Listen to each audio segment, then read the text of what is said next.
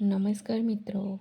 તો આજે આપણે દુર્ગા સપ્તશતીમાં અધ્યાય ચોથો સાંભળીશું. બોલો આદ્ય શક્તિ અંબે માત કી જય. નવદુર્ગા માત કી જય. કુળદેવી માત કી જય. ચોથો અધ્યાય ઇન્દ્ર વગેરે દેવતાઓએ કરેલી દેવી સ્તુતિ. ધ્યાન. સિદ્ધિની ઈચ્છા રાખનારા મનુષ્યો જેમની સેવા કરે છે તથા દેવતાઓ જેમને બધી બાજુએ વીંટળાયેલા રહે છે તે જયા નામના દુર્ગા દેવીનું ધ્યાન કરો. તેમના શ્રીઅંગોની કાંતિ કાળા વાદળ જેવી શ્યામ છે. તેઓ પોતાના નેત્ર કટાક્ષોથી શત્રુકુળને ભય પમાડે છે. તેમના મસ્તક પર બાંધેલી ચંદ્રરેખા શોભી રહી છે. તેઓ પોતાના હાથોમાં શંખ, ચક્ર, કૃપાણ અને ત્રિશૂળ ધારણ કરે છે. તેમને 3 નેત્રો છે. તેઓ સિંહની કાંધ પર આરૂઢ થયેલા છે અને પોતાના તેજથી 3 લોકોને પ્રકાશિત કરી રહ્યા છે. ઋષિ કહે છે, અત્યંત પરાક્રમી દુરાત્મા મહિષાસુર તથા તેની દૈત્ય સેના દેવીના હાથે હણાઈ ગયા પછી ઇન્દ્ર વગેરે દેવતાઓ પ્રણામ કરવા માટે ગરદન તથા ખભા ઝુકાવીને તે ભગવતી દુર્ગાની ઉત્તમ વચનો વડે સ્તુતિ કરવા લાગ્યા. તે સમયે તેમના સુંદર અંગોમાં અત્યંત હર્ષને કારણે રોમાંચ થઈ આવ્યો હતો. દેવતા બોલ્યા, સમસ્ત દેવતાઓની શક્તિનો સમુદાય એ જ જેમનું સ્વરૂપ છે તથા જે દેવીએ પોતાની શક્તિથી સમસ્ત જગતને વ્યાપ્ત કરી રાખેલું છે તેવા સમસ્ત દેવતાઓના તથા મહર્ષિઓના પૂજનીય તે જગદંબાને અમે ભક્તિપૂર્વક નમસ્કાર કરીએ છીએ. તેઓ અમારું કલ્યાણ કરે. જેમના અનુપમ પ્રભાવ અને બળનું વર્ણન કરવાને ભગવાન શેષનાગ, બ્રહ્માજી તથા મહાદેવજી પણ સમર્થ નથી તે ભગવતી ચંડિકા સમસ્ત જગતનું પાલન કરવાનું તેમજ અશુભ ભયનો નાશ કરવાનું વિચારે. જેઓ પુણ્યાત્માઓના ઘરોમાં પોતે જ લક્ષ્મી રૂપે, પાપીઓને ત્યાં દરિદ્રતા રૂપે, શુદ્ધ અંતઃકરણવાળા મનુષ્યોના હૃદયમાં બુદ્ધિ રૂપે, સત્પુરુષોમાં શ્રદ્ધા રૂપે તથા ઉમદા કુળમાં જન્મેલા મનુષ્યોમાં લજ્જા રૂપે નિવાસ કરે છે. તેવા તમને હે દેવી અમે નમસ્કાર કરીએ છીએ. હે ભગવતી દુર્ગા, તમે સમસ્ત વિશ્વનું પાલન કરો. હે દેવી, તમારા આ અચિંત્ય રૂપનો અસુરોનો નાશ કરનારા તમારા મહાન પરાક્રમનો અને સમસ્ત દેવતાઓ તથા દૈત્યો સમક્ષ યુદ્ધમાં પ્રગટ કરેલા તમારા અદ્ભુત ચરિત્રોનું વર્ણન અમે કેવી રીતે કરીએ? તમે સમસ્ત વિશ્વની ઉત્પત્તિમાં કારણ છો. તમારામાં સત્વગુણ, રજોગુણ અને તમોગુણ આ 3 ગુણ વિદ્યમાન છે તો પણ દોષો સાથે તમારો સંસર્ગ જણાતો નથી. ભગવાન વિષ્ણુ અને મહાદેવજી વગેરે દેવતાઓ પણ તમારો પાર પામી શકતા નથી. તમે સૌના આશ્રય છો.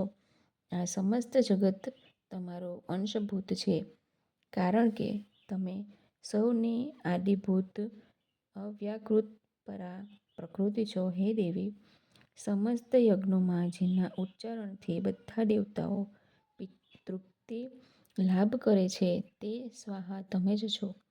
આ ઉપરાંત તમે પિતૃઓની પણ તૃપ્તિનું કારણ છો. તેથી સૌ તમને સ્વધા પણ કહે છે. હે દેવી, જેઓ મોક્ષ પ્રાપ્તિનું સાધન છે, અચિંત્ય મહાવ્રત સ્વરૂપા છે, સમસ્ત દોષોથી રહિત, જીતેન્દ્રિય તત્વને જ સાર વસ્તુ માનનારા તથા મોક્ષની અભિલાષા રાખનારા મુનિઓ જેનો અભ્યાસ કરે છે તે ભગવતી પરાવિદ્યા તમે જ છો. તમે શબ્દ સ્વરૂપા છો. અત્યંત પવિત્ર ઋગ્વેદ, યજુર્વેદ તથા ઉદ્ગીથના મનોહર પદોના પાઠવાળા સામવેદનો પણ આધાર તમે જ છો. તમે જ દેવી યત્રી, વેદયત્રી અને ભગવતી 6 ઐશ્વર્યોથી મુક્ત છો. આ જગતની ઉત્પત્તિ અને તેના પાલન માટે તમે જ વાર્તા, કૃતિ અને આજીવિકા રૂપે પ્રગટ થયેલા છો. તમે સમસ્ત જગતની ઘોર પીડાનો નાશ કરનારા છો. હે દેવી, જેના થકી સઘળા શાસ્ત્રોના સારનું જ્ઞાન થાય છે, તે મેઘા શક્તિ તમે જ છો. દુર્ગમ દુરસ્થ ભવસાગરમાંથી પાર ઉતારનારી નૌકારૂપ દુર્ગા દેવી પણ તમે જ છો. તમારી કશામાંય આસક્તિ નથી. કેટભના શત્રુ ભગવાન વિષ્ણુ વક્ષસ્થળમાં નિવાસ કરનારા ભગવતી લક્ષ્મી અને ભગવાન ચંદ્રશેખર શિવ વડે સમ્માનિત દેવી ગૌરી પણ તમે જ છો. તમારું મુખ મંદ મંદ સ્મિતથી સુશોભિત છે, નિર્મળ છે, પૂર્ણ ચંદ્રબિંબનું અનુકરણ કરનારું અને ઉત્તમ સુવર્ણની મનોહર કાંતિ કરતાંય સુંદર કાંતિવાળું છે. તેમ છતાં તેને જોઈને મહિષાસુરને ક્રોધ ઉપજ્યો અને એકાએક જ તેણે તેના પર પ્રહાર કર્યો. એ ભારે નવાઈની વાત છે. હે દેવી, તે જ મુખ જ્યારે ક્રોધયુક્ત થવાથી ઉદયવેળાના ચંદ્રમાની જેમ લાલ અને ખેંચાયેલી ભ્રમરોને કારણે વિકરાળ થઈ ઉઠ્યો, ત્યારે તેને જોઈને મહિષાસુરના પ્રાણ તરત જ નીકળી ગયા નહીં. એ તો એના કરતાંય મોટા આશ્ચર્યની વાત છે, કારણ કે ક્રોધે ભરાયેલા યમરાજને જોઈને ભલા કોણ જીવતું રહી શકે? હે દેવી, તમે પ્રસન્ન થાઓ. પરમાત્મા સ્વરૂપા તમારા પ્રસન્ન થવાથી જગતનો અભ્યુદય થાય છે અને તમારા ક્રોધે ભરાઈ જવાથી તમે તરત જ કેટલાય કુળોનો વિનાશ કરી નાખો છો. આ વાત હમણાં જ અનુભવમાં આવી છે, કારણ કે મહિષાસુરની આ વિશાળ સેના તમારા કોપથી ક્ષણવારમાં નષ્ટ થઈ ગઈ. હંમેશા અભ્યુદય આપનારા તમે જેમના પર પ્રસન્ન થાઓ છો, તેઓ જ જનપદ રાજ્યમાં સન્માનિત થાય છે. તેમને જ ધન સંપત્તિ અને યશ મળે છે. તેમનો જ ધર્મ ક્યારેય ક્ષીણ થતો નથી તથા તેઓ પોતાના નિરોગી સંતાનો, પત્ની અને સેવકો સહિત ધન્ય છે.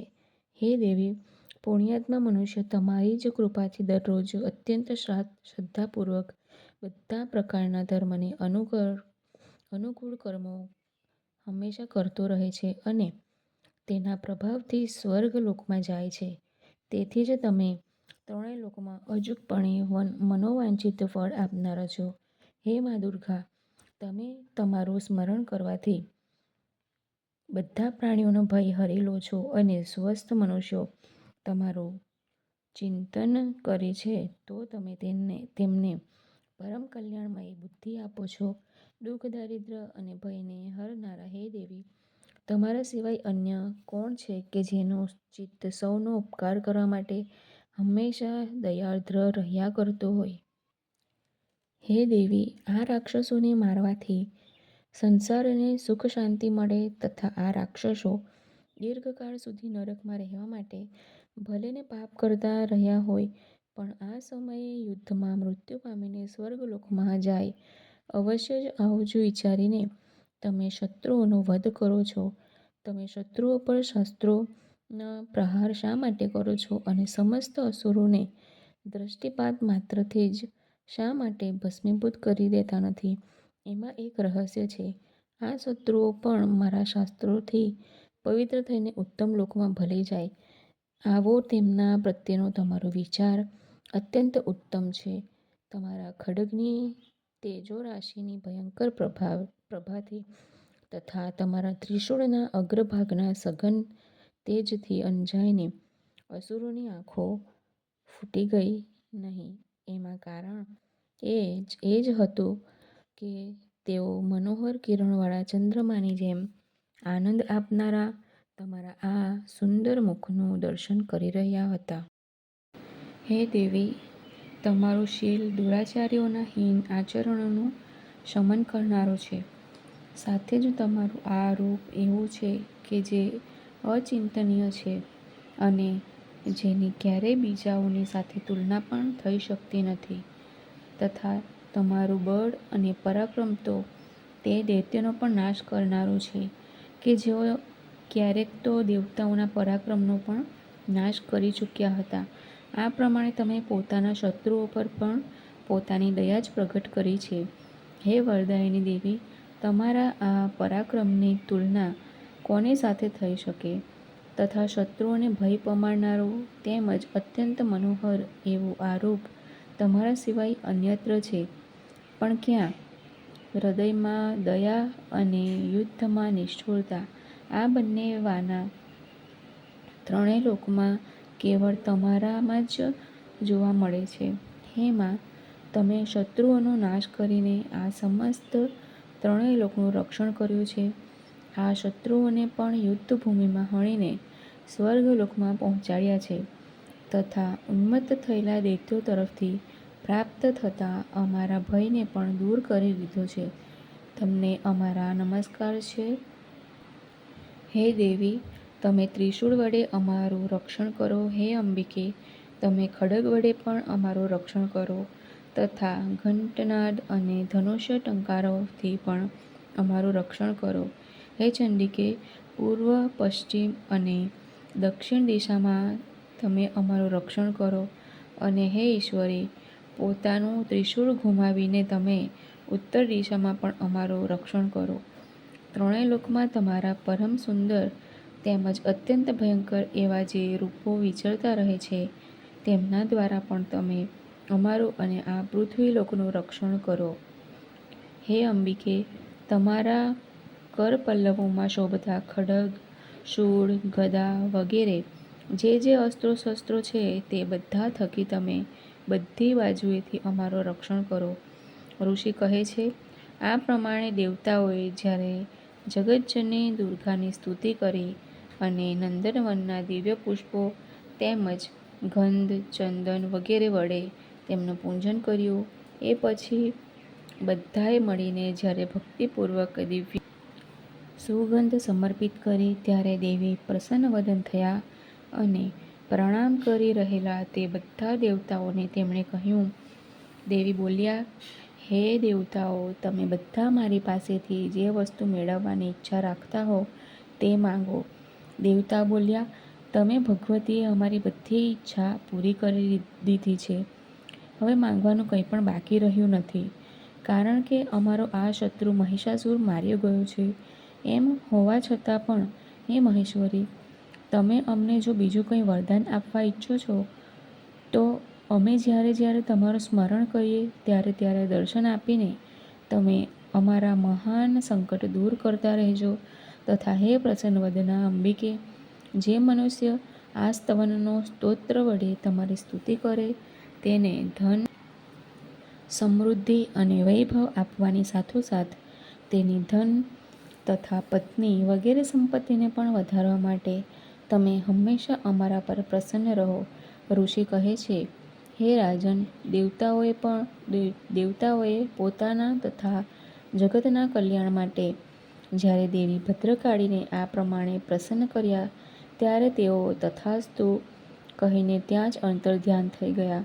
હે ભૂપાલ, આ પ્રમાણે અગાઉના સમયમાં ત્રણેય લોકનું કલ્યાણ ઈચ્છનારા દેવી જે રીતે દેવતાઓના શરીરોમાંથી પ્રગટ થયા હતા તે બધી કથા મેં કહી સંભળાવી. હવે દેવતાઓનો ઉપકાર કરનારા તે દેવી ફરીવાર દુષ્ટ દૈત્યો તથા શુંભ અને નિશુંભનો વધ કરવા માટે તેમજ બધા લોકોનું રક્ષણ કરવા માટે જે રીતે ગૌરી દેવીના શરીરમાંથી પ્રગટ થયા હતા તે બધો પ્રસંગ તમે મારા મુખેથી સાંભળો. હું તેનું યથાવત વર્ણન કરી તમને તે કહી સંભળાવું છું. ઇતિ શ્રી માર્કંડેય પુરાણમાં સાર્વણિક મન્વંતર કથા અંતર્ગત દેવી મહાત્મ્યમાંનો શક્રદી સ્તુતિ નામનો ચોથો અધ્યાય સમાપ્ત. તો મિત્રો, તમને મારા વિડીયો ગમતા હોય તો લાઈક કરજો અને મારી ચેનલને સબસ્ક્રાઈબ કરવાનું ભૂલતા નહીં. જય દુર્ગા માતાએ નમઃ, અંબિકાએ નમઃ, જય કુળદેવી માતાએ નમઃ.